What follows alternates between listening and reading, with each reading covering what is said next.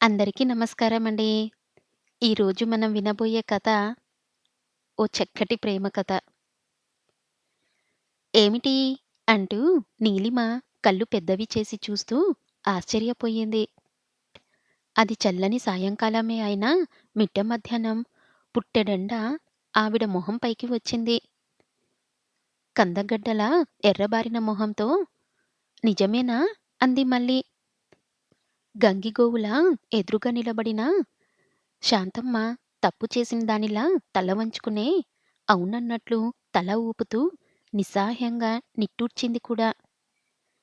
ఆవిడే పెళ్ళికూతురు తల్లి.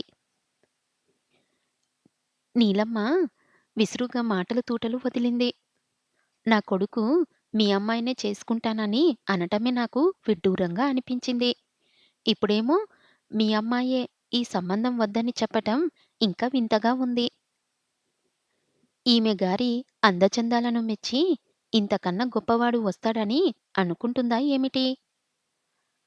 అంతట్లోనే ఎవ్వరూ ఊహించని విధంగా అప్పుడే పెళ్లిచూపుల తతంగం ముగించిన అమ్మాయి లోపల గది నుండి వాళ్ళు కూర్చున్న చోటుకు వచ్చి నీలమ్మ వైపు చూస్తూ ధాటిగా చెప్పింది. రేపు మిమ్మల్ని చూసిన వాళ్ళంతా కాకి ముక్కుకు దొండపండు అనే సామెతను గుర్తు చేసుకొని నవ్వుకోకూడదనే నేనీ నిర్ణయం తీసుకున్నాను. గంతకు తగ్గ బొంతలాంటివాడు నాకు సరిపోతాడు. మీకిప్పుడు అర్థమైందిగా? ఇక మీ కొడుకు ఎందుకు కోరి వచ్చాడో నేనెలా చెప్పగలను? మీరే అడిగి తెలుసుకోండి. ఆ అమ్మాయి ఆ 2 మాటలు చెప్పేసి ఒక్క నిమిషం కూడా ఆగకుండా లోపలికి రివ్వున వెళ్ళిపోయింది. నీలమ్మ కొడుకు వైపు నిరసనంగా చూసి బాగానే అయిందిగా, ఇక వెళ్దాం పద అంటూ లేచి నిలబడింది. అతను తల్లితో ఒక్క నిమిషం ఉండమ్మా అంటూ ఆ అమ్మాయి వెళ్ళిపోయిన గది వైపుగా వెళ్ళి 2 నిమిషాల్లో తిరిగి వచ్చాడు. చిరునవ్వుతో ఆ అమ్మాయి పెళ్ళికి అంగీకరించిందమ్మా. ఇక పెళ్లి ఎప్పుడు, ఎక్కడ లాంటి విషయాలన్నీ మీ పెద్దవాళ్ళు నిదానంగా మాట్లాడుకోవచ్చులే అన్నాడు.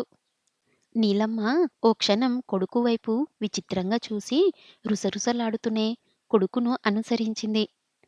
ఇంటికి రాగానే ఆ అమ్మాయికి ఏం చెప్పి ఒప్పించావురా అంటూ నిలదీసింది. తల్లి కోపం చూసి విశ్వం నవ్వేశాడు. గంతకు తగ్గ బొంతల మారటానికి నేను నా రూపురేఖల్ని ఎలా మార్చుకోవాలో చెప్పమని ఆ అమ్మాయినే సలహా అడిగాను. నా వైపు ఆశ్చర్యంగా చూసి నేనేదో ఉద్యోగం చేసి బాగా సంపాదిస్తున్నానని అనుకుంటున్నారేమో.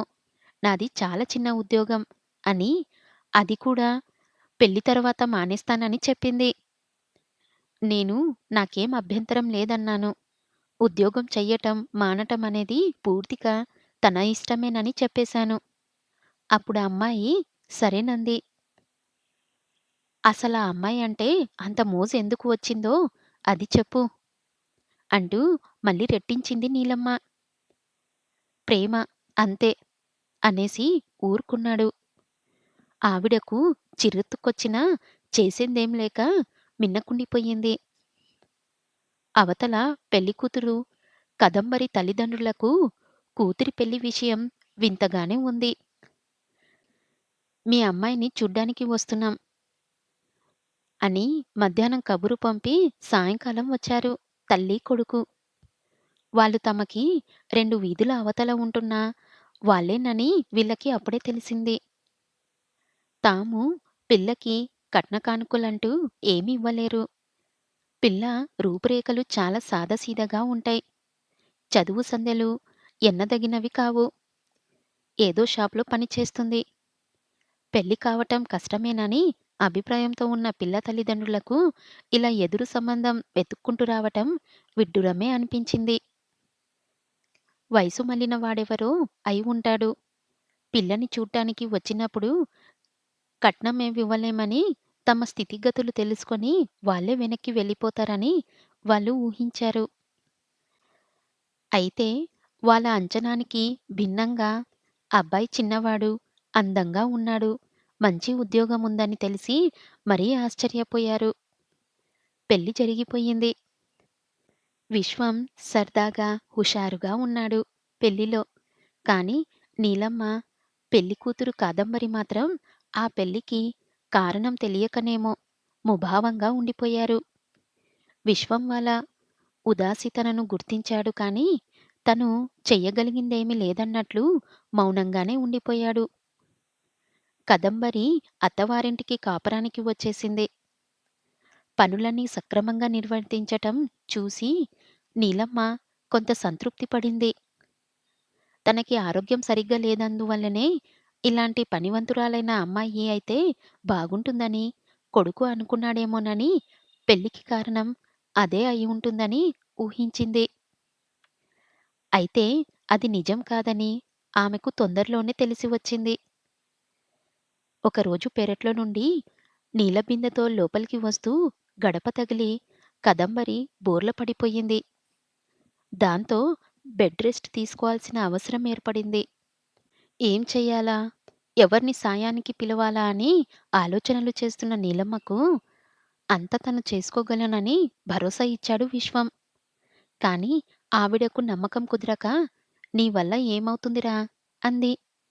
కాని ఆ మరునాటి నుండి కొడుకు చేస్తున్న పనులను చూసి ఆవిడ విస్తుపోయింది. తెల్లవారుజామునే లేచి ఇంటి పనులు, తల్లి సలహాలతో వంట పనులు పూర్తి చేయడమే కాక, కదంబరికి చేయవలసిన పనులు చక్కగా చేసేస్తున్నాడు. ఒళ్ళు తుడవడం దగ్గర్నుంచి భోజనం చెయ్యించటం వరకు కొడుకు చేయడం చూసి, నీలమ్మ ఇలాంటి చాకిరీ చేయాల్సి వచ్చిందేమిట్రా అంటూ నిట్టూరిస్తే, విశ్వం బావుందమ్మా! రోజు మనల్ని కూర్చోబెట్టి అన్ని పనులు చక్కబెట్టే కాదంబరి కొన్నాళ్ళు మంచం మీద ఉండాల్సి వస్తే ఈ మాత్రం చెయ్యటం కూడా గొప్పేనా?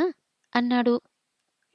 ఆ సమాధానం నీలమ్మకి కాదు, కదంబరికి విచిత్రంగానే అనిపించింది. ఇప్పుడు ఇంట్లో వాళ్ళు ముగ్గురే కాకుండా ఇంకో చిన్న పిల్లాడు ఉన్నాడు.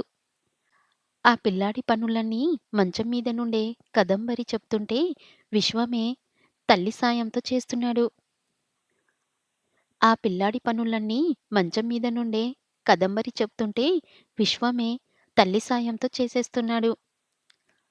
ఆ మధ్య విశ్వం పిలుపుతో ఆ ఇంటి అల్లుడు కాంతారావు వీళ్ళింటికి వచ్చాడు. 5, 6 ఏండ్ల క్రితం విశ్వం అక్కయ్య యాక్సిడెంట్లో చనిపోయింది.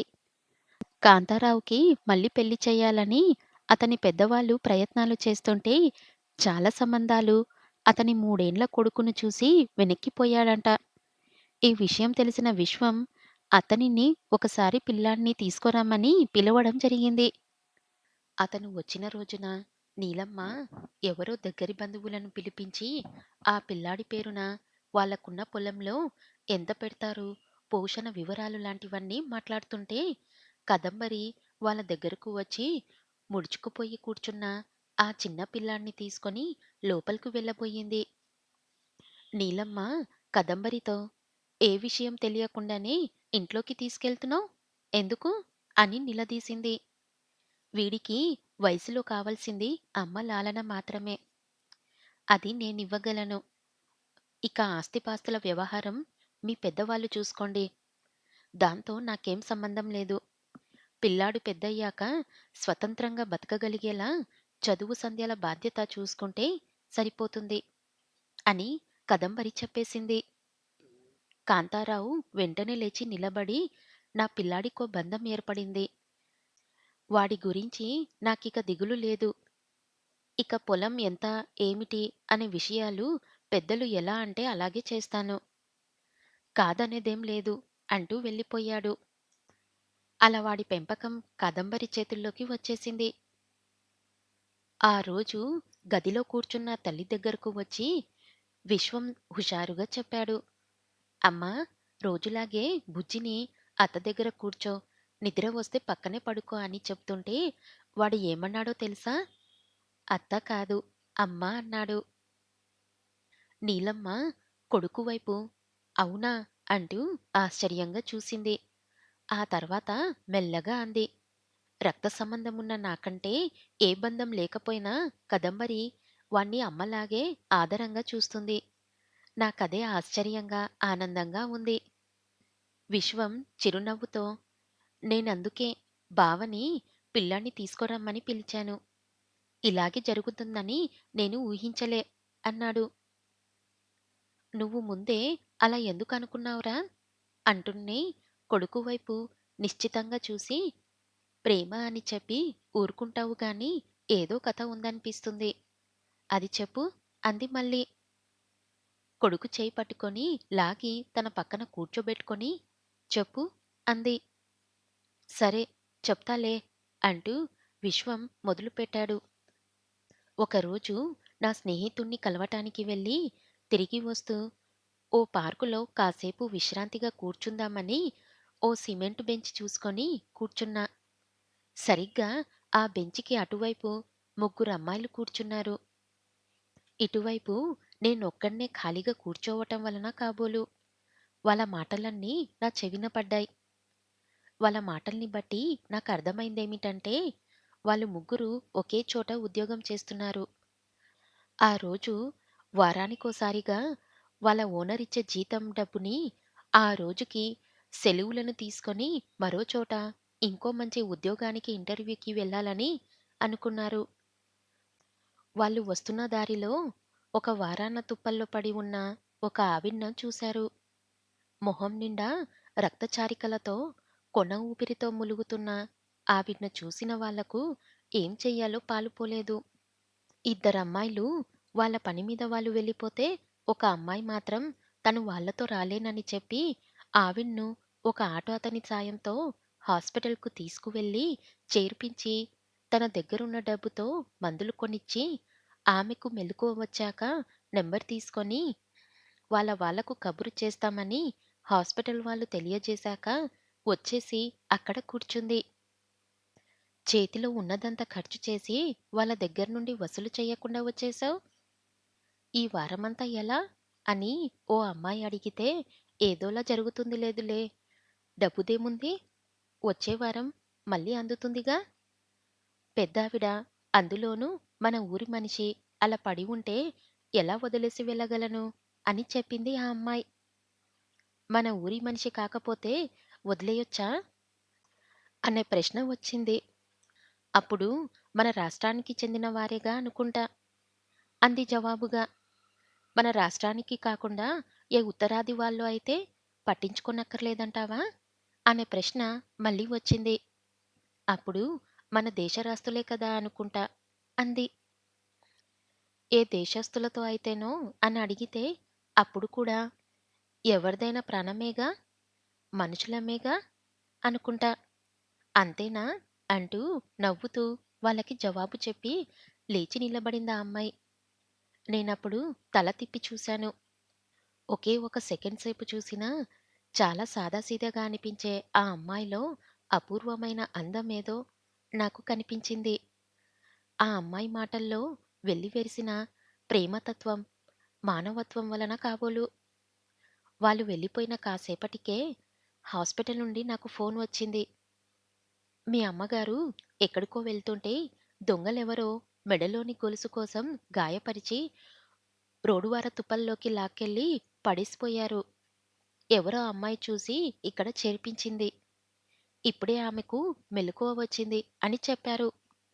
పార్కులో ఆ అమ్మాయిలు మాట్లాడుకున్నది నీ గురించేనని నాకర్థమైందప్పుడు.